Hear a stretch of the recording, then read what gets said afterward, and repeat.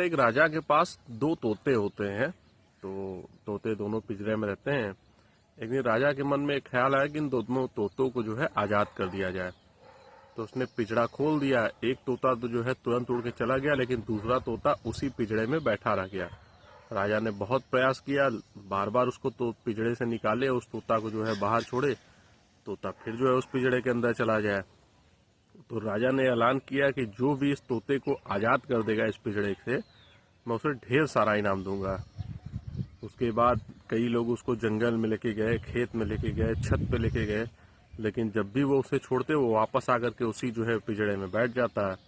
फिर एक किसान आया, उसने कहा कि राजा साहब मुझे दीजिए, मैं इस तोते को जो है आजाद कर दूंगा। वो जो है लिया, छत पे गया, और तोता जो है दोबारा लौट के आया ही नहीं पिंजरे में। अब राजा साहब जो है बड़े परेशान हुए। उन्होंने कहा भाई हम इनाम तुम्हें तो दे देंगे, लेकिन ये बताओ कि तुमने किया कैसे। तो उसने कहा राजा साहब मैंने कुछ नहीं किया, मैंने तोते को पिंजरे से निकाला और पिंजरा ही तोड़ दिया। अब तोते के पास लौटने का कोई ऑप्शन नहीं था, तो वो गया, फिर दोबारा लौट के आया नहीं। तो इस कहानी का मोरल जानते क्या है? अगर आपको हमको जीवन में कुछ करना है तो अपने कंफर्ट जोन से बाहर निकलना होगा।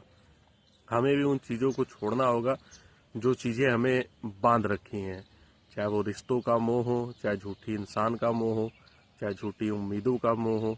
जब तक आप अपने इस मोह रूपी पिंजड़े को नहीं छोड़ेंगे, तब तक आप अपने जीवन में सफल नहीं हो सकते हैं, तब तक आप अपने जीवन में आगे नहीं बढ़ सकते हैं। तो झूठी उम्मीदों का मोह तोड़िए और अपने कर्म पथ पर अग्रसर होइए। जीवन में आपको सफलता जरूर मिलेगी। धन्यवाद, नमस्कार।